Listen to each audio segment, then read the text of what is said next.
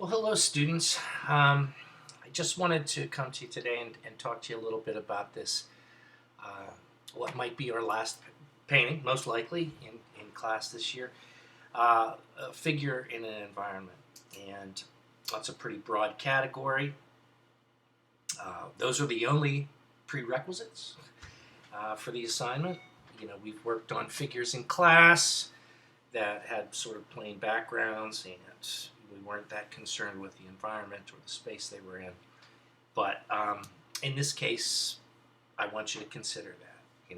Where's the figure seated? Where's it placed?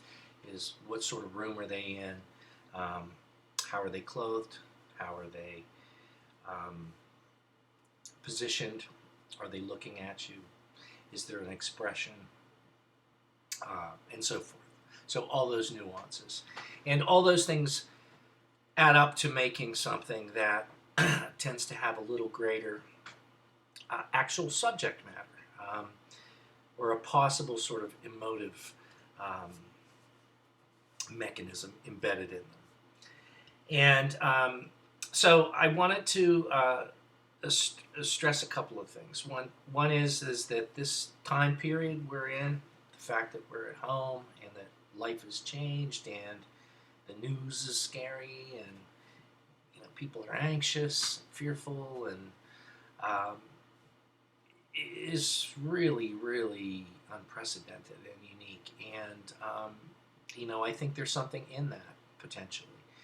So I guess I just want you to consider the fact that you could make a painting of a really unique time or something that was a benchmark for this time. And in subsequent little presentations, I'm going to provide you with some art historical examples and of a range of people who've done paintings in environments, including the ones that were influenced by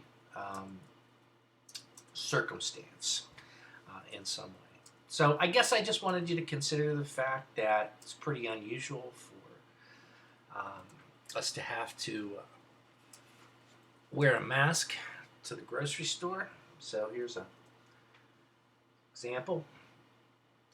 I haven't spent my life walking around the streets with a mask on until now. And here's just a little more decorative version. This is homemade. Lovely little thing. So there you go. And, the idea that you might have to wear protective gloves to, pump your gas or pick up a box from the post office. There's no one on the streets. It's very empty. Walk on the trail, and people walk away from you, or try to avoid you. Social distance. It's all pretty devastatingly remarkable. And so I think I just would like you to consider the fact that you might be able to somehow incorporate this sort of thing, or how this is affecting you, your family, your space in this painting. So I'm going to shift gears here. In this subsequent video, I'm going to show you just a couple of paintings I did years ago, and I'll give you the little story behind them, and they're just examples of sort of benchmarks or different approaches to this. One that's kind of a harder subject, and the other one that's really pretty benign. So join me in the second installment of this. Thanks.